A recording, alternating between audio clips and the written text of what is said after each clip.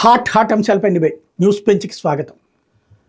గగన్యాన్ భవిష్యత్తులో కాదు అతి త్వరలో దానికి తగినటువంటి ప్రణాళికల్ని అమలులోకి తీసుకురావాలని కేంద్ర ప్రభుత్వం అనుకుంటోంది, ఇస్రో అనుకుంటోంది. కేంద్ర ప్రభుత్వం తగినటువంటి వనరుల్ని సమకూర్చింది. ఇంతవరకు కూడా చిన్న చిన్న పరిశోధనలు కాదు, ఇక అతిపెద్ద పరిశోధనల వైపుకి వెళ్తూ ఉన్నది ఇస్రో అన్నటువంటిది. దానికి ఎప్పుడో 80లలో అనుకున్నది ఇప్పుడు ఆచరణలోకి వచ్చింది అన్నటువంటి.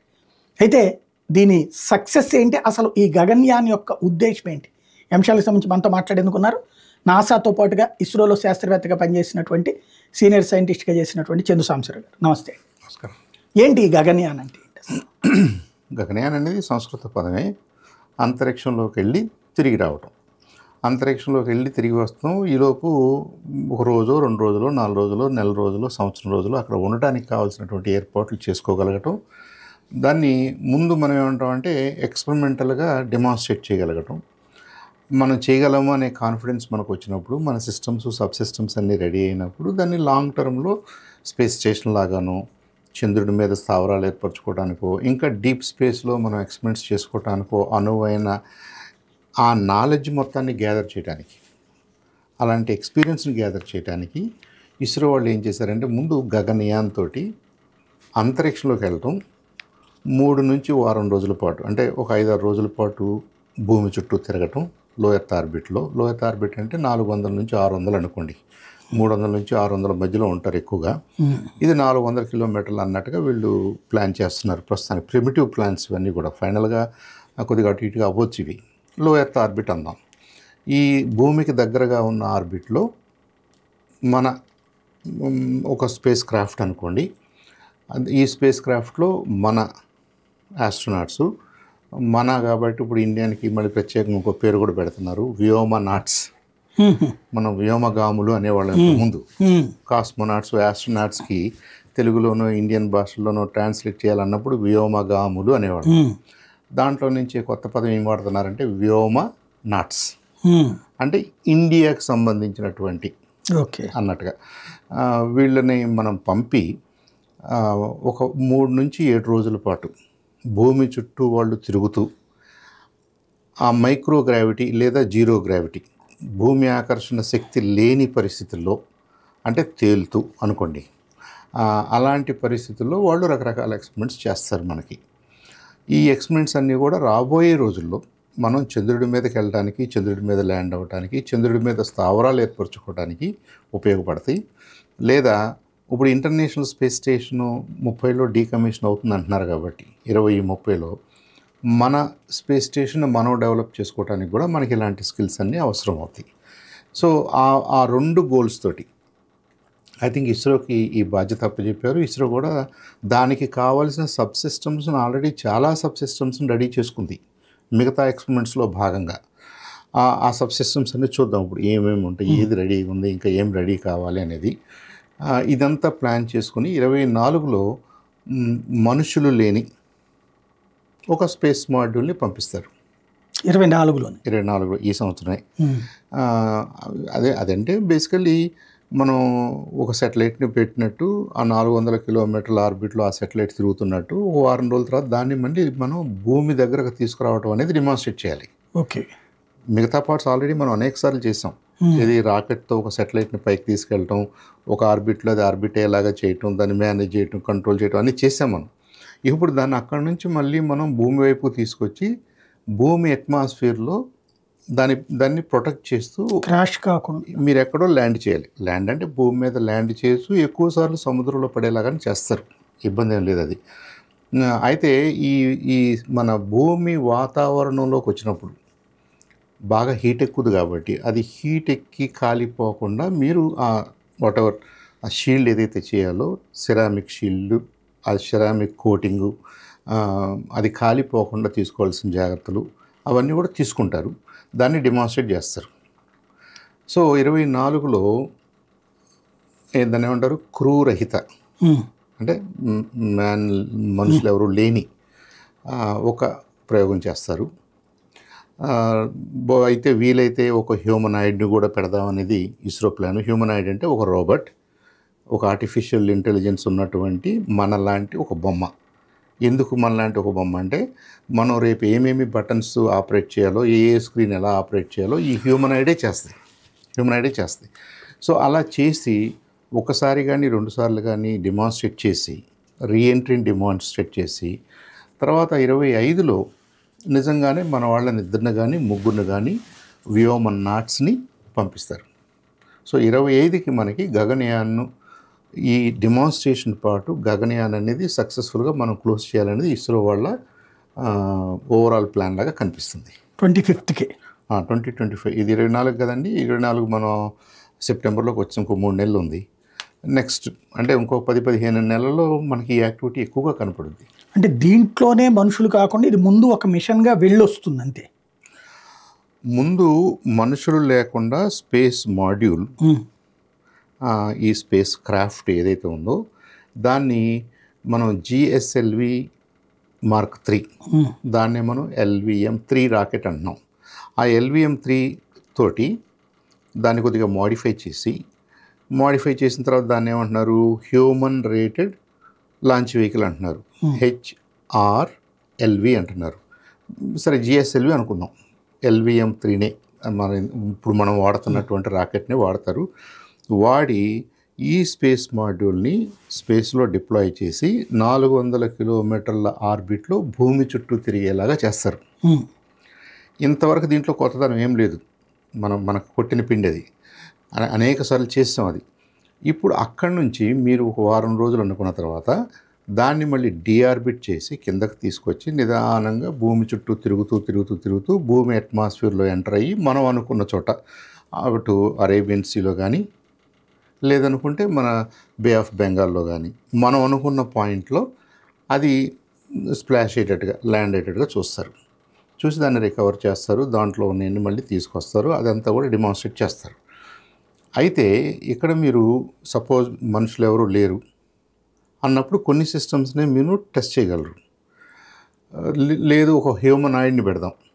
హ్యూమనాయిడ్ అంటే ఒక రోబో మనలాగా మనం ప్రోగ్రామ్ చేయగలిగింది, మనం ఏం చేయమంటే అది చేస్తూ ఉంటుంది, మనిషి అయితే కాదు. చేసినప్పుడు ఇంకొన్ని సిస్టమ్స్ని మనం టెస్ట్ చేయగలం. ఏంటి సిస్టమ్స్ అంటే, మనం మరి నిజంగా రేపు మనుషులు వెళ్ళినప్పుడు వాళ్ళ మీద ఎలాంటి ప్రెషర్ పడుతుంది మెజర్ చేయాలి, వాళ్ళ ఆక్సిజన్ ఇంటేక్ అవుట్ ఎలా ఉందో చూడాలి, అసలు ఆక్సిజన్ ఉందా లేదా ఛాంబర్లో చూడాలి, కార్బన్ డైఆక్సైడ్ వస్తే దాన్ని ఏం చేయాలో చూడాలి, వాటర్ ఉంటే దాన్ని ఏం చేయాలో చూడాలి, ఈ ఎన్వైర్న్మెంట్ని మేనేజ్ చేయాలి కదా. ఇదంతా చేస్తూనే ఈ ఎన్వైర్న్మెంట్లో వచ్చిన వేస్ట్ను కూడా మీరు మేనేజ్ చేయాలి. సపోజ్ యూరిన్ శాంపుల్ మీరు ఎలా రీసైకిల్ చేస్తారు, ఎలా క్యాప్చర్ చేస్తారు, ఏదైతే మీకు నిజంగా ఇవాళ ఉన్నటువంటి ఇంటర్నేషనల్ స్పేస్ స్టేషన్లో మనం ఏదైతే డిస్కస్ చేసుకుంటున్నామో రేపు మరి ఈ స్పేస్ మాడ్యూల్లో మనిషి ఉన్నా కూడా అవన్నీ జరగాలి.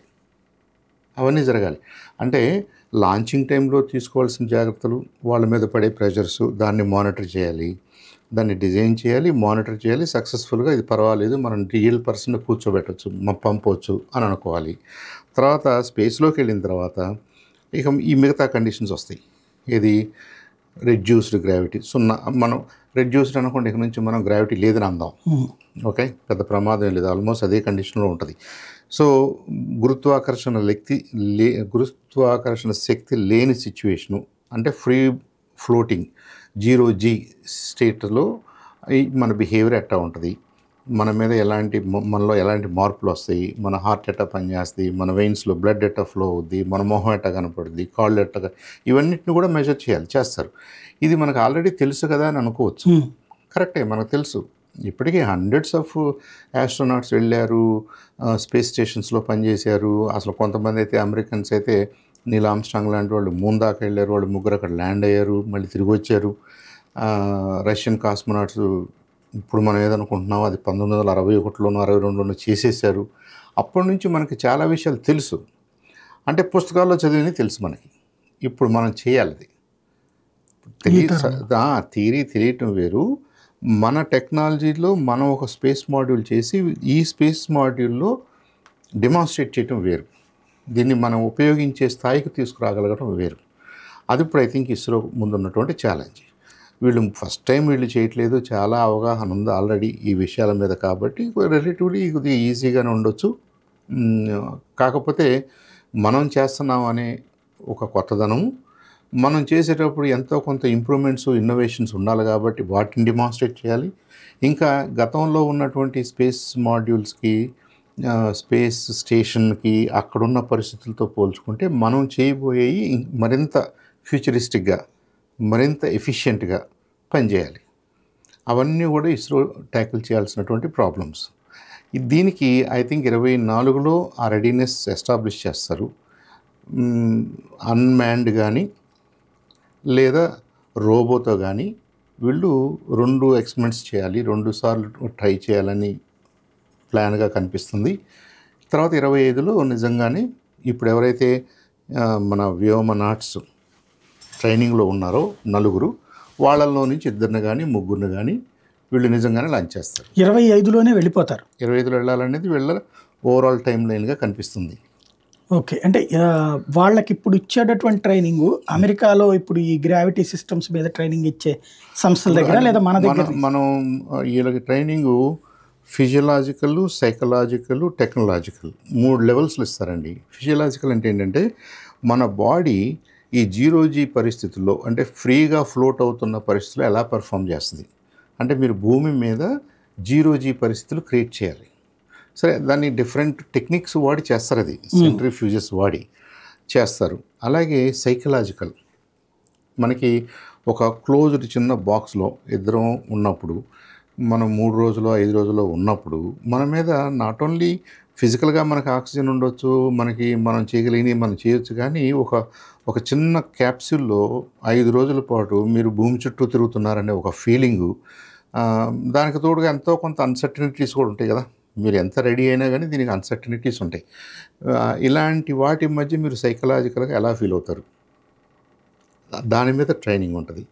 ఇక ఫైనల్గా వీటన్నిటికంటే ఇంపార్టెంట్ టెక్నాలజికల్ అంటే లాంచింగ్ టైంలో లాస్ట్ మినిట్లో ఏదైనా ఇబ్బంది అయితే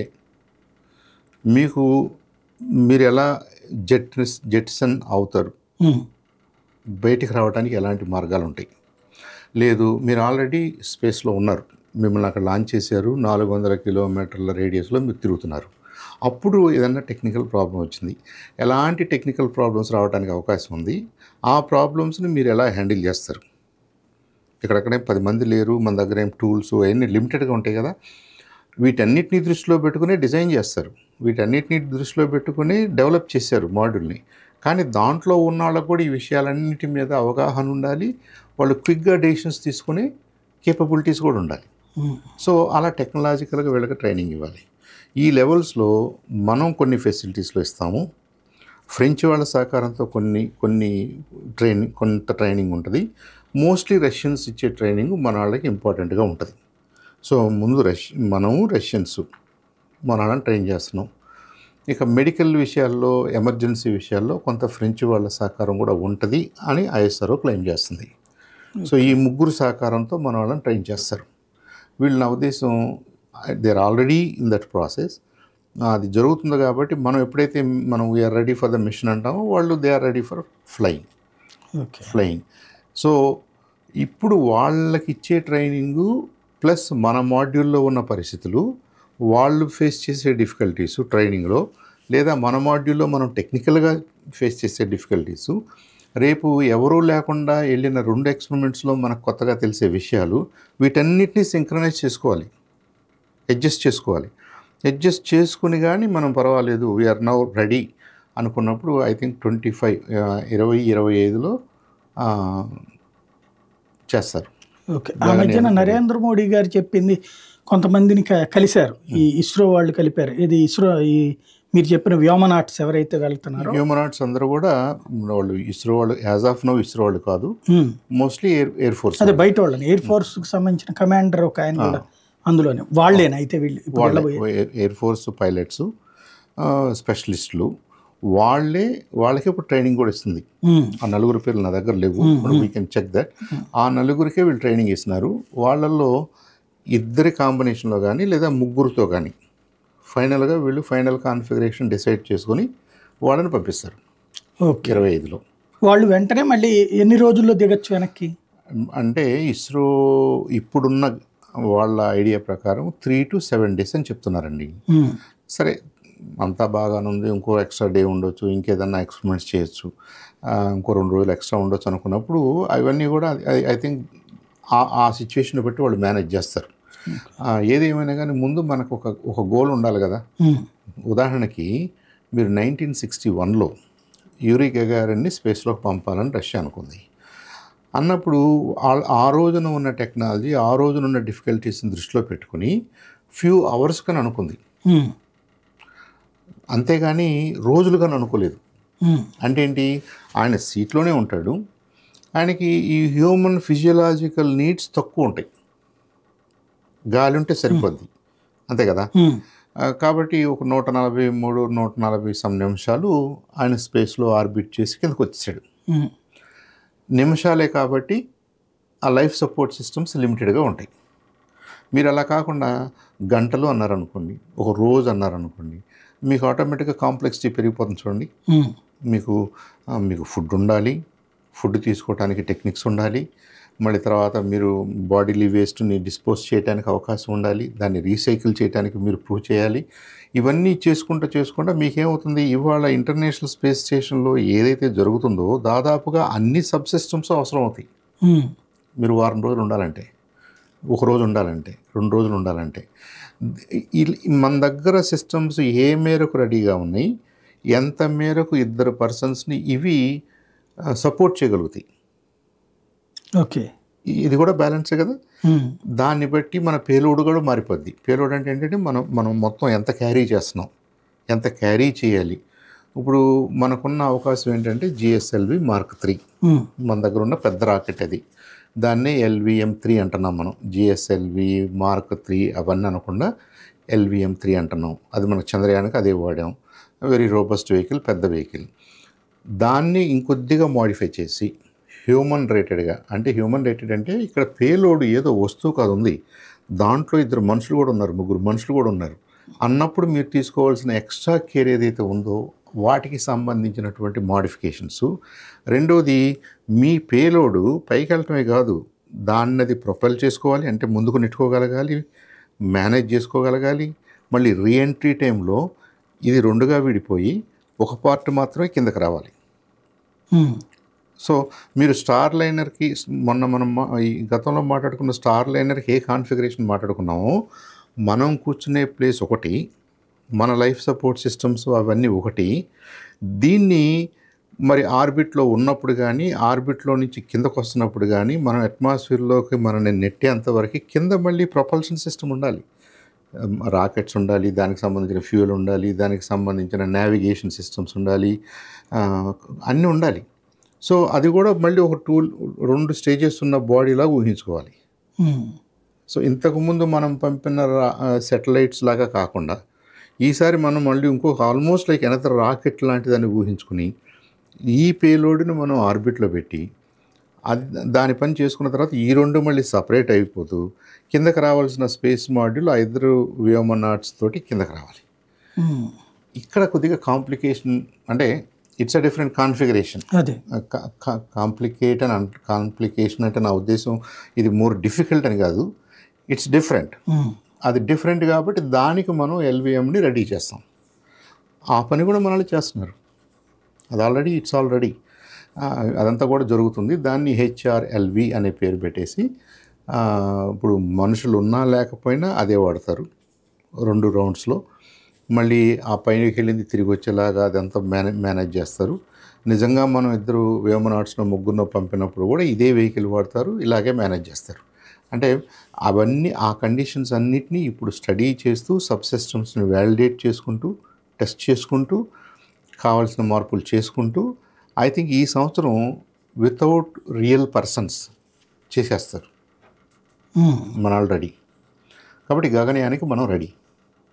ఓకే, నువ్వు 61లో రష్యన్స్ ఏం చేశారో దానికి కొద్దిగా మోడిఫైడ్, మోర్ అడ్వాన్స్డ్ వర్షన్ మనం చేస్తున్నాం. మనం నిమిషాలు కాదు, గంటలు కాదు, మనం రోజులు అంటున్నాం. అంటే ఏంటంటే మీరు ఆ 7 రోజుల పాటు కుడి ఎడంగా మన స్పేస్ క్రాఫ్ట్ని మీరు స్పేస్ స్టేషన్ లాగా వాడుకోవచ్చా, స్పేస్ స్టేషన్ లాగా ఊహించుకోవచ్చా? అంతే కదా. అంతే కదా. ఇప్పుడు నేను 7 రోజులు, నెక్స్ట్ టైం మీకు 2 months అంటాను, నెక్స్ట్ టైం 1 year అంటాను, నెక్స్ట్ టైం అది అట్టి పెట్టండి అలా మళ్ళీ మనం ఒక డెసిషన్ తీసుకునేదాకా అది పని చేయాలంటాను. అప్పుడు మళ్ళీ మీరేం అడుగుతారు, అయితే మరి కింద నుంచి పైకి పంపేవాళ్ళు కావాలి, నాకు పైనుంచి కిందకి తీసుకొచ్చేవాళ్ళు కావాలి, కాబట్టి నాకు డ్రాగన్ లాంటిది, స్పేస్ ఎక్స్ వాళ్ళ డ్రాగను, లేదంటే బోయింగ్ వాళ్ళ ఈ మధ్య పాపం ఇబ్బంది పడినటువంటి స్టార్ లైనరు, అలాంటి ఒక షటిల్ సర్వీస్ కూడా కావాలని అడుగుతారు మీరు. అది దీనికి తర్వాత వచ్చే అంశాలు. ఓకే. ఇప్పుడు ప్రస్తుతానికి ఏంటంటే నా మొత్తం స్టేషనే 7 రోజులు భూమి చుట్టూ తిరిగిన తర్వాత మొత్తంగా తిరిగి వచ్చేస్తుందని చెప్తున్నాను. నేను మొత్తంగా తిరిగి రాకపోతే next level of activity next ఉంటుంది. ఓకే. ఈ 7 రోజులు మీరు దాన్ని ఒక స్పేస్ స్టేషన్ లాగా ఊహించుకోవచ్చు. ఇప్పటికి మనం చేసినటువంటి అంతరిక్ష పరిశోధనలో చంద్రయాను తర్వాత ఇదేనా? గగనయాన్ పెద్దది. మధ్యలో సూర్యయాన్ ఒకటి అన్నారు కదా, అది ఒక ప్రోబ్ పంపాం మనం. అంతే. ఆదిత్య ప్రోబ్ అని పంపాం. సూర్యుడి దగ్గరికి నిజంగా దగ్గరికి వెళ్ళడానికి వీలు కాదు, ఏ కంట్రీ కూడా వెళ్ళలేదు. కాకపోతే సూర్యుడి దగ్గరకు ఉన్న డిస్టెన్స్లో ఒక L1 అనే పాయింట్, అంటే యాక్చువల్గా సూర్యుడికి అది చాలా దూరంగా ఉంటుంది, భూమికి దగ్గరగా ఉంటుంది. అక్కడ దాకా ఒక ప్రోబ్ పంపినప్పుడు సూర్యుడిలో ఏం జరుగుతుంది, న్యూక్లియర్ ఫ్యూజన్ ద్వారా చిన్న యాటమ్స్ కలవటం ద్వారా ఎనర్జీ రిలీజ్ అవుతూ, అదే మనం చూస్తున్నటువంటి ఈ సూర్యరశ్మి, సూర్యకాంతి, ఈ వేడి, ఇవన్నీ కూడా. సో ఆ సూర్యుడిలో జరుగుతున్నటువంటి ఆ కెమికల్ రియాక్షన్, ఆ న్యూక్లియర్ రియాక్షన్ని మీరు కొంత మ్యాప్ చేయడానికి, అర్థం చేసుకోవడానికి, ఫోటోగ్రాఫ్స్ చేయడానికి, సూర్యుడంతా ఒకేలాగా ఉందా, ఒక ఏరియాలో ఎక్కువ జరుగుతుందా, ఒక ఏరియాలో తక్కువ జరుగుతుందా, ఒక ఏరియా డార్క్గా ఉందా, ఒక ఏరియా బ్రైట్గా ఉందా చెప్పగలుగుతున్నారు కదా. ఇవన్నిటిని స్టడీ చేయడానికి ఆ ప్రోబ్ ఉపయోగపడేది. ప్రోబ్ అంటే ఈజ్ నథింగ్ బట్ ఒక electronic instrument. Okay. Camera type ఒక ఇన్స్ట్రుమెంట్ పంపాం అంతే. మనం అంత దూరం అది ప్రయాణం చేసి ఇవన్నీ చేసి అక్కడి నుంచి మళ్ళీ మనకు ఆ డేటాని పంపగలగటం అనేది మన అచీవ్మెంట్, సాధించాం. అది మరి L1 చేస్తుంది కదా, ఆదిత్య L1 మనకి డేటా పంపిస్తుంది కాబట్టి ఇట్స్ ఏ సక్సెస్ఫుల్ ఎక్స్పెరిమెంట్ అంటున్నాం. సరే, అది ఎంత క్లోజ్గా వెళ్ళొచ్చు, ఇంకొక ఇప్పుడు మన దూరం చూద్దామండి. సూర్యుడి దగ్గర బయలుదేరినటువంటి లైటు, కాంతి భూమిని చేరడానికి 8.5 నిమిషాలు సుమారుగా పట్టుద్ది. అంటే ఎంత దూరం అది? ఒక సెకండ్కి 3 పక్కన ఒక 10 సున్నాలు పెడితే ఎన్ని సెంటీమీటర్లు అన్నీ. 10 సున్నాలు ఎందుకులే, నాకు ఒక 3 సున్నాలు తీసేస్తానన్నారు, ఒక 2 సున్నాలు తీసేస్తానన్నారు, మీటర్లు అయింది. 3 పక్కన 8 మీటర్లు, 8 సున్నాలు పెడితే ఎంతో అంత.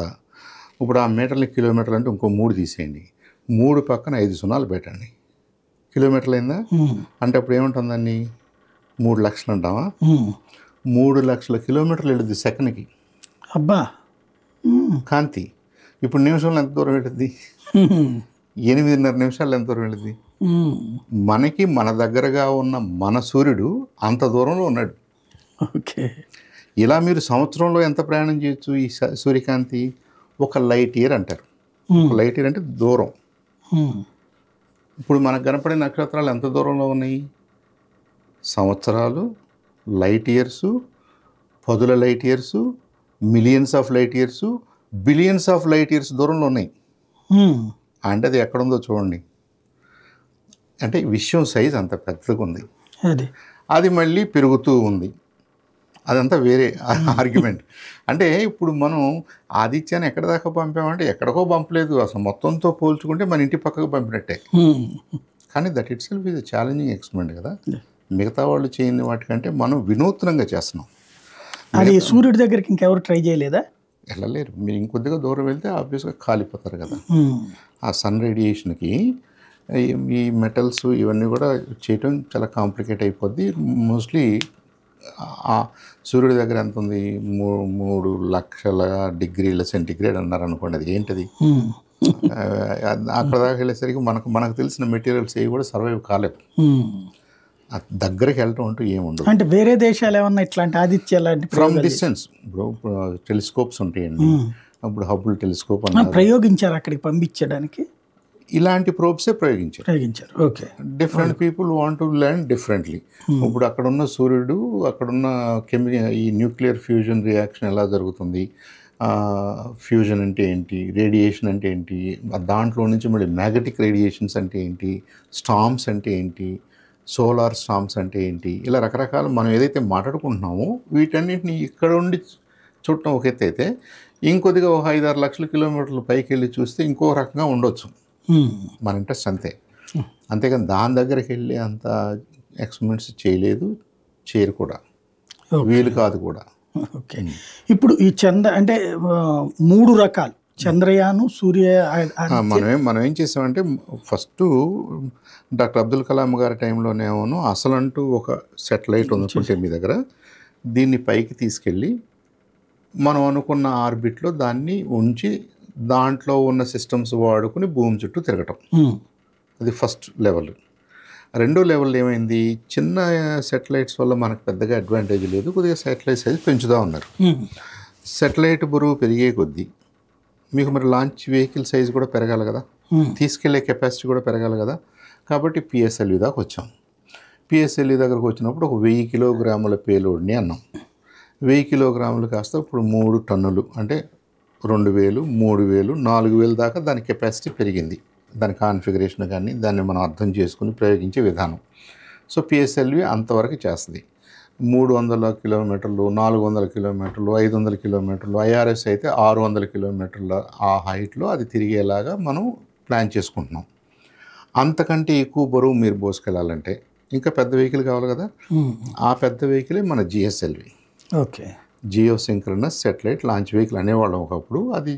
అది జియో సింక్రనస్ అనగానే మన ఏదో కమ్యూనికేషన్ సెటిలైట్స్కి సంబంధించి మాత్రమే మాట్లాడుతున్నాం అనే ఫీలింగ్ వస్తుంది.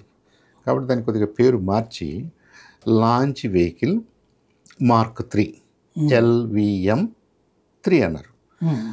దాన్ని ఇప్పుడు మనం దీనికి వాడుతున్నాం. ఏది, చంద్రయానికి వాడాం. చంద్రయాన్లో ఏం చేయాల్సి వచ్చింది, మనకు ఒక ఆర్బిటర్ కావాలి, ఒక ల్యాండర్ కావాలి. చంద్రుడి చుట్టూ తిరగటానికి ఒకటి కావాలి. అది తిరుగుతూ చంద్రుడి మీద ల్యాండ్ అయినప్పుడు దీంట్లో నుంచి ఒక చిన్న వెహికల్ లాంటిది వచ్చేసి అది చంద్రుడి ఉపరితలం మీద అసలు ఎలా ఉంది, దాంట్లో ఉన్న సాయిల్ ఎలా ఉంది, అట్మాస్ఫియర్ ఎలా ఉంది, రాక్స్ ఎలా ఉంది, ఇదంతా మాట్లాడింది కదా. అదంతా టెస్ట్ చేసి పంపిస్తుంది కదా. అంటే ఏంటి, ఒక రెండు పరికరాలు ఒకేట్లాగా ఉన్నాయి. ల్యాండర్ ఉంది, రోవర్ ఉంది. ఇవాళ మనం పంపే దాంట్లో దానికంటే బరువైంది ఒక స్పేస్ మాడ్యూల్ ఉంటుంది. దానికి సంబంధించిన నావిగేషన్ అవన్నీ చూసుకోవటానికి ఇంకొక సర్వీస్ మాడ్యూల్ అని ఉంటుంది. ఓకే. ఈ 2 కలిపి ఉంటాయి అన్నమాట. ఈ రెండింటిని కలిపి మనం తీసుకెళ్లాలంటే 8 నుంచి 9 టన్నుల బరువు వస్తుంది. 2 వ్యోమనాట్స్ తోటి, 3 వ్యోమనాట్స్ తోటి. సో 8 నుంచి 9 టన్నుల బరువుని మీరు శ్రీహరికోట నుంచి లేపాలి ముందు పైకి. అది ఈ మార్క్ 3 చేయగలదు. ఈ LVM-3 అనే వెహికల్ మన ఇంతకుముందు GSLV అనుకున్నాము, తర్వాత LVM-3 అన్నాము, ఇప్పుడు దాన్ని HRLV అంటున్నారు, హ్యూమన్ రేటెడ్ లాంచ్ వెహికల్. ఇది మనం వాడి తీసుకెళ్తాం. రైట్. ఇప్పటిదాకా చంద్రయాను, సూర్యయాను, గగన్యాను, ఇంకొకటి అదేదో సముద్రపు అడుగునికి వెళ్ళేటటువంటి ఒక సిస్టమ్ అన్నారు కదా, అది ఇస్రోకి సంబంధమా, బయట చేస్తున్నటువంటి? మనం సెటిలైట్స్ అన్నాం, అయిపోయింది. తర్వాత నెక్స్ట్ టార్గెట్ మనకి చంద్రుడు అనుకున్నాం, చంద్రయాన్ చేసాం, అయిపోయింది. మధ్యలో మనకి ఆదిత్య ప్రోబ్ అన్నాం, సూర్యుడి విషయాలు చూడటానికి. వీటికి మధ్యలో మనం మార్స్ దగ్గర కూడా ప్రయాణం చేసాం కదా. మార్స్ దగ్గరకు అది మార్స్ ఆర్బిటర్ మిషన్. అంటే మనం ఒక సెటిలైట్ తయారు చేసాం, ఒక ఇన్స్ట్రుమెంట్ తయారు చేసాం. దీని పని ఏంటంటే మార్స్ దగ్గరికి వెళ్ళి మార్స్ చుట్టూ తిరగటం. మార్స్ మీద ల్యాండ్ కావడం కాదు, మళ్ళీ మార్స్ చుట్టూ తిరగటం. మార్స్ ఆర్బిటర్ మిషన్ అది కూడా చేసాం. ఓకే. ఇలా చేసినప్పుడు మనకి ఏమొస్తుందంటే అడ్వాంటేజ్ ఒకటి, 400 కిలోమీటర్లు వెళ్ళినప్పుడు మనం ఆ స్టేషన్ని, ఆ స్పేస్ మాడ్యూల్ని, ఆ సెటిలైట్ని మనం కంట్రోల్ చేయగలుగుతున్నాం. మనకు కావాల్సినట్టు డేటా తెప్పించుకోగలుగుతున్నాం. కమ్యూనికేషన్ లింక్ బాగుంది, అన్నీ బాగానే ఉన్నాయి. ఇంకొద్దిగా మనం దూరం వెళ్ళేటప్పుడు మనకు వచ్చే ఫస్ట్ ప్రాబ్లము కమ్యూనికేషన్స్ తోటి వస్తుంది. అయినా సరే దాన్ని అధిగమించి మనం చంద్రుడి దాకా వెళ్ళగలిగాం. చంద్రుడి మీద ల్యాండ్ అయ్యాం. చంద్రుడి మీద మనకి రోవర్ ఉంది, అది చేస్తున్న ఎక్స్పెరిమెంట్స్, ఆ రిజల్ట్స్, ఆ సాయిల్లో ఉన్న ఎలిమెంట్స్ అదంతా కూడా మనం ఇక్కడికి పంపిస్తుంది. ఇది సింక్రనస్ కాకపోవచ్చు, కానీ డేటా అయితే మన దగ్గరకు వస్తుంది. అంటే ఏంటి ఇక్కడ తేడా, ఇప్పుడు నేను మాట్లాడుతుంది వెంటనే మీకు వినిపిస్తుంది, మీరు మాట్లాడితే వెంటనే నాకు వినిపిస్తుంది. మనం సింక్రోనస్ డైలాగ్లో ఉన్నాం. అలా కాకుండా నేను మాట్లాడింది మీకు ఒక నిమిషం తర్వాత వినపడి, మీరు మాట్లాడింది నాకు నిమిషం తర్వాత వినపడింది అనుకోండి, కమ్యూనికేషన్ డిఫరెంట్గా ఉంటుంది. ఇప్పుడు దూరం పెరిగే కొద్దీ మనకు వచ్చే ఎక్స్ట్రా సమస్య అది. Okay okay. మీరు మార్స్ చుట్టూ తిరుగుతున్న ఆర్బిటరు మీరు ఎక్కడేదో చేసేస్తే వెంటనే దానికి అర్థమైపోవటానికి, మీరు ఇక్కడ బటన్ నొక్కగానే అక్కడ యాక్షన్ జరగడానికి అవకాశం ఉండదు. అలాంటి అసింక్రోనస్లో అంటే కొద్దిగా టైం ల్యాగ్ ఉన్న కమ్యూనికేషన్స్ని మీరు ఎలా మేనేజ్ చేస్తారు? ఓకే, అది కూడా ఛాలెంజే. ఇలా మనం డిస్టెన్స్ పెరిగే కొద్దీ కాంప్లికేషన్ పెరుగుతుంది, ఛాలెంజెస్ పెరుగుతున్నాయి. అలాగే అటుపక్క ఉన్న బాడీ, మూన్ అంటే ఒక రకమైన ఛాలెంజ్, మార్స్ అంటే ఒక రకమైన ఛాలెంజ్, సన్ అంటే సూర్యుడు అంటే ఒక రకమైన ఛాలెంజ్. అవి ఆ బాడీస్ డిఫరెంట్ బాడీస్ కదా. కాబట్టి మన ఇన్స్ట్రుమెంట్స్ పనిచేయాల్సిన తీరు కానీ, మనం చేయాల్సిన తీరు కానీ, మనం డెమాన్స్ట్రేట్ చేయాల్సిన ఆ ఛాలెంజెస్ డిఫరెంట్గా ఉంటాయి. ఓకే. ఇది అన్మాన్డ్ స్టోరీ. ఇదంతా మనుషులతో సంబంధం లేదు, ఫుడ్తో సంబంధం లేదు, ఏం సంబంధం లేదు. ఇవన్నీ కూడా డెడ్ ఇన్స్ట్రుమెంట్స్, ప్రాణం లేని ఇన్స్ట్రుమెంట్స్. ఇప్పుడు మీరేమంటున్నారు, అసలు ఇదంతా ఇవన్నీ చేసే కంటే ఒక మనిషినే మనం పంపిస్తే ఇంకా మనకు మోర్ ఇంటెలిజెంట్ డేటా మనకు వస్తుంది కదా అన్నారు. బాగానే ఉంది, అది చేద్దాం. మరి ఇప్పుడు అది చేయాలంటే మీరు లైఫ్ సపోర్ట్ సిస్టమ్స్ మాట్లాడాలి. లైఫ్ అండ్ డెత్ ఇష్యూలో మీరు ఎలా రెస్పాండ్ అవుతారో మాట్లాడాలి. వాళ్ళ సేఫ్టీ బికమ్స్ మీ డేటా కంటే కొన్ని వేల రెట్లు అది ఇంపార్టెంట్ అవుతుంది. కాబట్టి మన ఒక ఇన్స్ట్రుమెంట్ ఫెయిల్ అయితే మనం చూసి చూడకుండా 4 రోజుల తర్వాత ఏదో రాస్తాం. మనం అనుకున్నాము ఆ స్పెక్ట్రోస్కోపీ పని చేయలేదు, ఆ రోవర్ పని చేయలేదు, ఆ ల్యాండర్స్ పని చేయలేదు, బాగానే ఉంది. మరి మ్యాన్డ్ మిషన్స్లో అలా కాదు కదా. ఒక ఒక ఒక ఆస్ట్రోనాట్కి, ఒక వ్యోమనాట్ మనం అదే వాడదాం, మన వాళ్ళు అదే ఇక రేపటి నుంచి. ఈ వ్యోమనాట్కి ఏదన్నా డిఫికల్టీ జరిగితే మరి అది ఎంత ఇబ్బంది అవుద్ది. ఇప్పుడు సునీత విలియమ్స్ గారికి నిజంగా ఇబ్బంది లేదు, ఆమె స్టే కొద్దిగా డ్యూరేషన్ పెరిగింది. బట్ దాంతోపాటుగా అనేక రకాలైన సందేహాలు వస్తున్నాయి మనకి, ఆందోళన ఉంది, కన్సర్న్స్ ఉన్నాయి, ఆ ప్రెషర్ ఉంది. ప్రెషర్ స్టార్ లైనర్ బోయింగ్ మీద ఉంది, నాసా మీద ఉంది, అమెరికన్ గవర్నమెంట్ మీద ఉంది, ఎంటైర్ పాపులేషన్ మీద. ఒక్కొక్కరు ఒక్కొక్క రకంగా అర్థం చేసుకుంటున్నారు, ఒక్కొక్కరు ఒక్కొక్క రకంగా సపోర్టివ్గా మాట్లాడుతున్నారు, క్రిటిసైజ్ చేస్తున్నారు, భయపడుతున్నారు. ఇవన్నీ జరుగుతున్నాయి కదా. రేపు మన వాళ్ళని పంపినప్పుడు కూడా అవన్నీ ట్రూ. మనం ఫస్ట్ టైం పంపాం కదా అని మీకేం కన్సెషన్ ఎవరు, ఫస్ట్ టైం కాబట్టి పర్లేదులే కొద్దిగా అటు ఇటు అయినా ఇబ్బందిగా సర్దుకుంటారులే, అలా ఏం ఉండదు. మీరు ఫస్ట్ టైం అయినా ఫస్ట్ మినిట్లోనైనా ఈ తీసుకోవాల్సిన జాగ్రత్తలన్నీ తీసుకోవాలి. ప్రతి సిస్టమ్కి స్టాండ్ బై సిస్టమ్స్ ఉండాలి, రిడెండెంట్ సిస్టమ్స్ ఉండాలి. ఒకటి మనం అనుకున్నది జరగకపోతే ఇంకేం జరగటానికి అవకాశం ఉందో మీరు ప్లాన్ చేయాలి. ఆ ఏం జరగటానికి అవకాశం ఉన్నట్లో what is the best combination అనేది మీరు మళ్ళీ అర్థం చేసుకోవాలి. ఆ కాంబినేషన్కి వీళ్ళిద్దరిని ట్రైన్ చేయాలి. ఓకే. ఇలా మనం ఏదో కారులో ఎక్కాము, పాయింట్ ఏ నుంచి పాయింట్ బికి వెళ్ళాము అన్నప్పుడు మనం చాలా ప్యాసివ్, మన మీద పెద్ద ప్రెషర్ ఏం లేదు, మనం కూర్చున్నాము, డ్రైవర్ తీసుకెళ్తున్నాడు. ఇక్కడ అలా కాదు, మీరే డ్రైవరు, మీరే ఇంజనీరు, మీరే అబ్జర్వరు, మీరే అన్నీ. మిమ్మల్ని సపోర్ట్ చేయాల్సిన బాధ్యత ఈ లైఫ్ లేని మాడ్యూల్కి ఉంది. దాన్ని నడిపించాల్సిన బాధ్యత గ్రౌండ్లో ఉన్నటువంటి మిషన్ కంట్రోల్కి ఉంది. ఇప్పుడు మన వాళ్ళు ఏం చేయగలిగారు ఎంతవరకు అంటే చిన్న చిన్న పీసెస్, ఇవన్నీ పీసెస్ అన్నీ రెడీగానే ఉన్నాయి.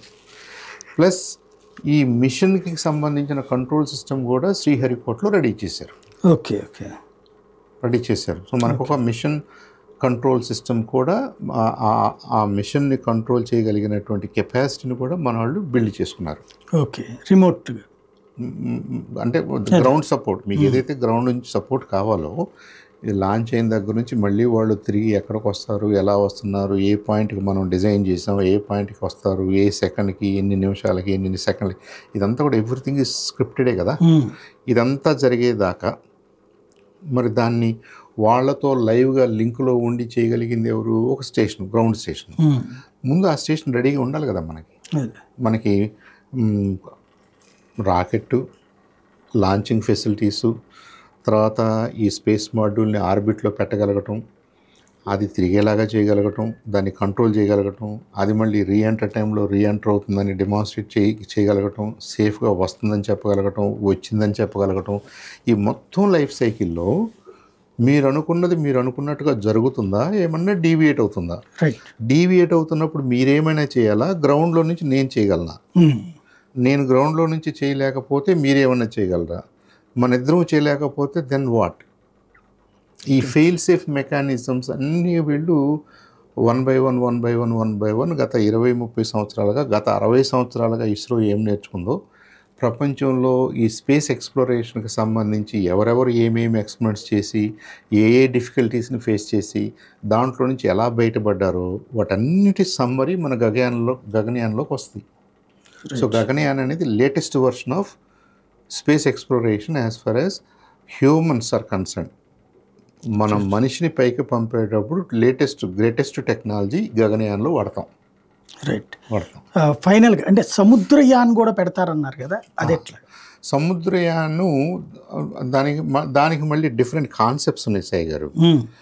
ఇప్పుడు సముద్రం ఫస్ట్ మన సముద్రం అనగానే సుమారుగా ఎంత లోతు ఉంటుంది మనకు అనుమానం వస్తుంది.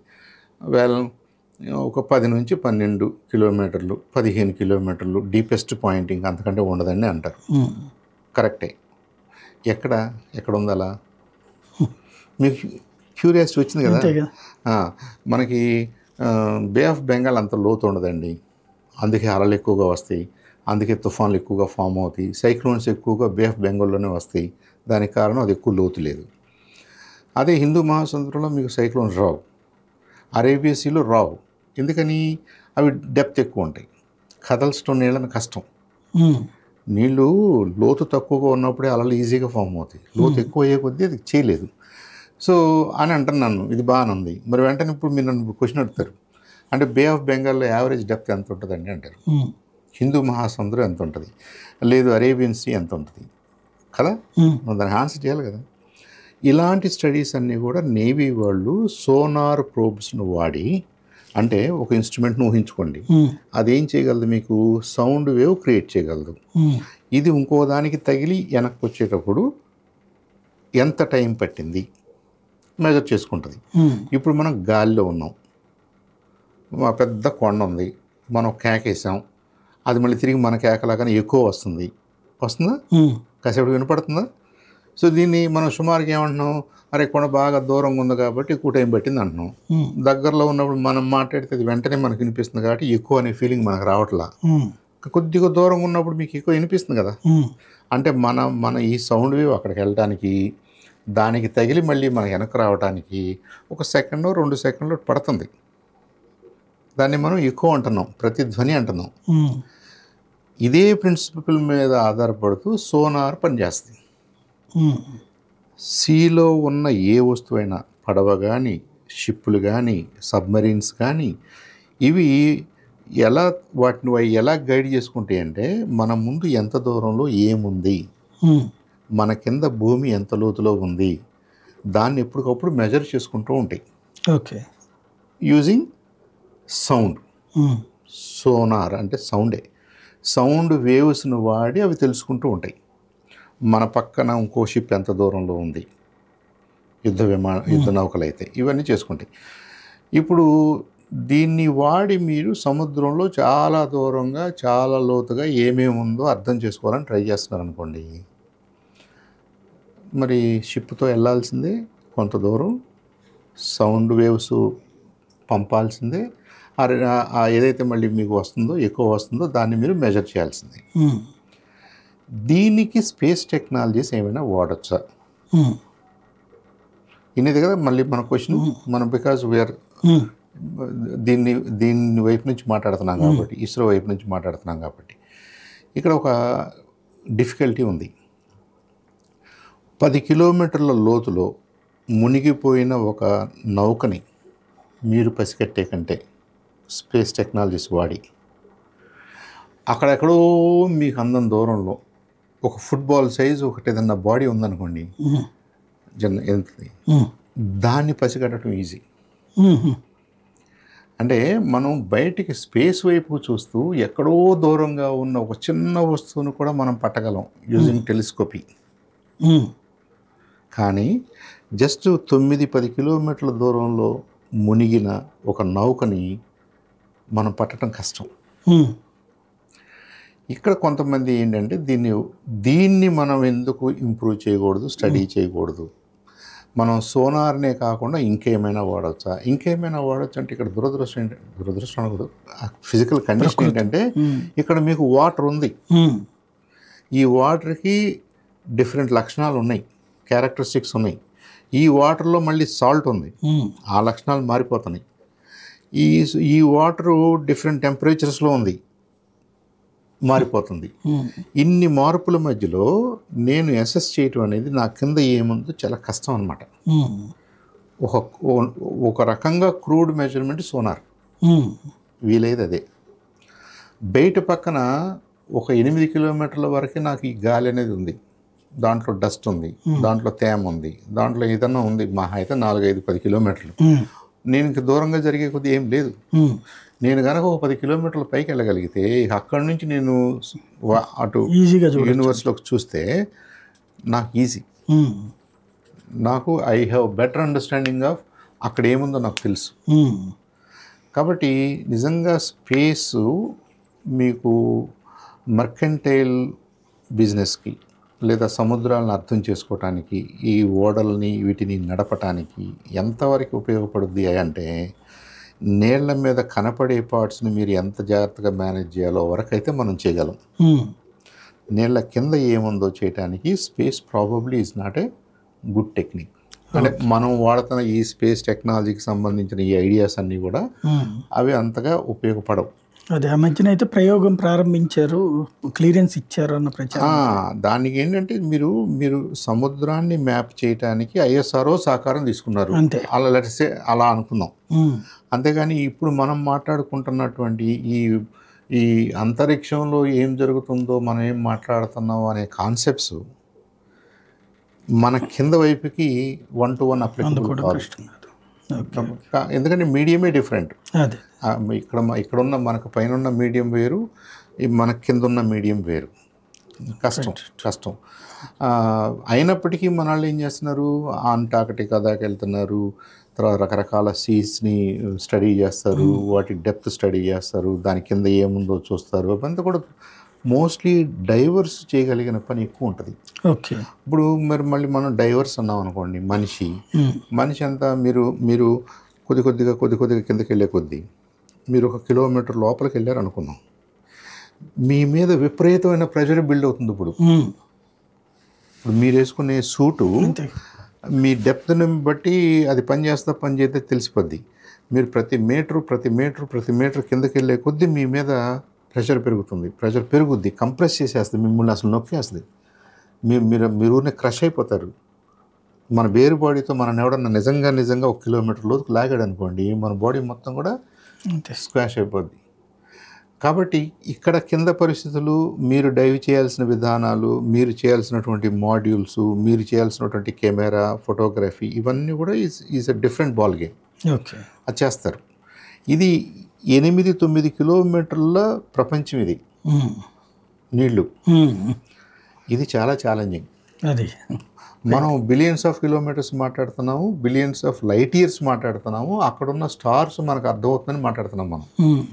అంటే ఎంతో కొంత I think those are the differences. That's how nature is. మనమైతే ప్రస్తుతానికి సెటిలైట్స్ గేమ్లో బాగున్నాం, పోలార్ సెటిలైట్ గేమ్లో బాగున్నాం. తర్వాత మనకి అసలు పైనుంచి మన భారతదేశం ఎలా కనిపిస్తుంది, మన రిసోర్సెస్ ఎలా ఉన్నాయి, మన అడవులు ఎలా ఉన్నాయి, మన పంటలు ఎలా ఉన్నాయి, మన వరద ఎట్ట ఉంది, నీళ్ళు ఎట్ట ఉన్నాయి, ఇవన్నీ కూడా చక్కగా మనం అర్థం చేసుకోగలుగుతున్నాం. టైమ్లీ వార్నింగ్స్ ఇవ్వగలుగుతున్నాం, సేఫ్గా జనాల్ని రక్షించగలుగుతున్నాం.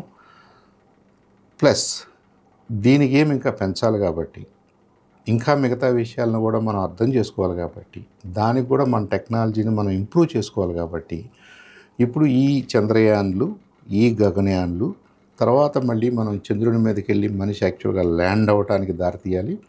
అక్కడ స్థావరం ఏర్పాటు చేసుకుని అక్కడి నుంచి మిగతా గ్రహాలకు కానీ డీప్ స్పేస్లో కానీ రాబోయే రోజుల్లో రాకెట్స్ అక్కడి నుంచి ప్రయోగాలు చేయటం. అన్నది మనం అర్థం చేసుకోవాలనేది మన గోలు. ఇది జరుగుతున్నంతసేపు టెక్నాలజీ పెరుగుతుంది. ఆ టెక్నాలజీకి బై ప్రొడక్ట్స్ ఎప్పుడూ ఉంటాయి. అదే ఆ బై ప్రొడక్ట్స్ మనకు రోజువారీగా ఉపయోగపడుతున్నాయి. రైట్. అది థ్యాంక్ యూ వెరీ మచ్ అండి. ఇది పరిస్థితి. ఓవరాల్గా గగన్యాన్కి అయితే ఇస్రో సిద్ధమవుతుంది. అది సక్సెస్ అయితే కనుక ఇప్పటి వరకు అంతర్జాతీయంగా అతి అరుదుగా చేయగలుగుతున్నటువంటి దేశాల సరసన భారత్ చేరుకుంటుంది.